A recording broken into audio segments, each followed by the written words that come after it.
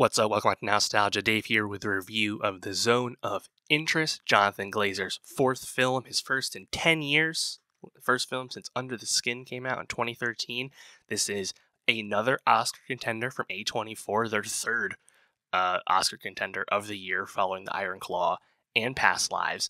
And this is a really superb movie that, my God, is this an unsettling, troubling watch. But the craft, the conception of this whole film is incredibly impressive. It absolutely is a gut-wrenching movie, but also the audacity of what this movie does and doesn't do, I think, is what makes it stand out so much. I think the movie's really tremendous. It's in my top 5 movies of the year, which is coming very soon in a separate pod.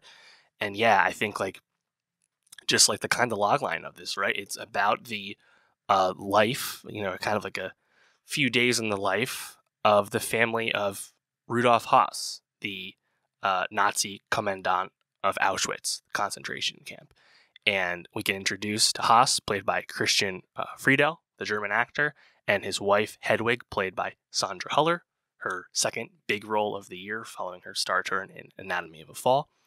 And the Höss family is living in this, kind of a very nice villa right next to the Auschwitz camp. So much so that the yard of the Höss house is buttressed up against the literal walls of the concentration camp with the barbed wire on top and everything. You can, from the house, look out the window, you can see over the wall and you see the watchtowers and you see other buildings of the camp. You are right next to the camp. And yet, what makes this movie so, I think, startling is the fact that we never once take a single peek over that wall. Do we hear stuff? Yes, we hear stuff all the time. We see smoke coming up over the wall, but we never once go into the camp.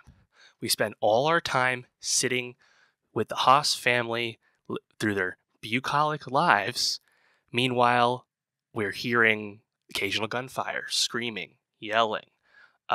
We see burning, especially at night, so much so that the brightness of the fire can shine into the windows of the Höss family house on the second floor. We see those smoke plumes. We hear all that sound.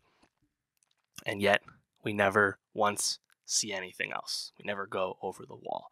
And we spend this time with the complicity, the banality of evil, the classic line describing some aspects of the Nazi regime, right? This is the banality of evil in pure form, where you're with this family just going about their lives while their dad, the patriarch, is literally the one running this camp and making decisions with business leaders of how better to make his gas chambers more efficient, for example, And I think just that sheer starkness of just kind of sitting there, and it's almost unwatchable because you just have to sit there and stew and listen but never see. Meanwhile, you have these characters, the adult characters, have no remorse. I mean, you spend time with Hedwig and some of the other women come through the house where they're picking through the clothes of Jewish prisoners, female clothes, and taking them for themselves and talking about how that diet to fit into this new coat they got. It's horrible. And you see the children, the Höss family, there's 5 kids, and the youngest ones clearly have no idea what's going on, but then the oldest ones, they're kind of next to it, they have their collection of teeth they're looking at, for example. It's just very unsettling on many manners. I think the way it's filmed too, again, you have this, from what we understand, very accurate and complete reconstruction of the Höss villa.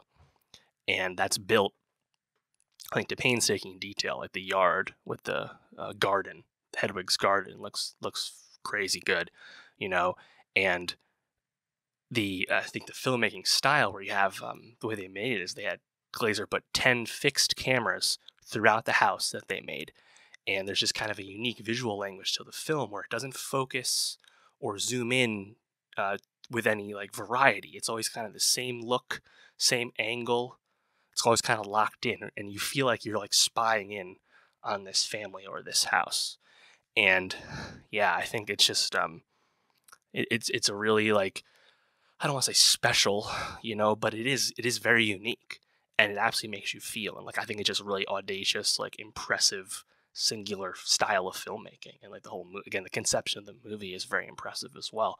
There's also this kind of flip where we switch to this thermal imaging view. You know, if you played Call of Duty, like the thermal scope for your gun in the game. You know, like it's thermal imaging of a young girl, seemingly like a Polish resistance type girl, who's like running out into the fields at night and like planting food scraps for the Jewish prisoners who are working the fields and stuff.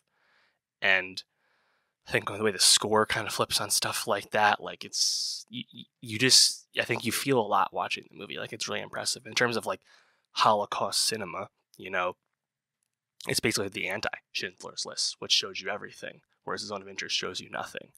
And they both have basically the same goal, but they go about it in very different ways. And obviously, this is the type of thing that's not for everyone, for sure. It's not a fun watch by any means, but I thought it was a really impressive, well-conceived, and well-executed movie. It's in my top 5, which I'll be talking about very soon.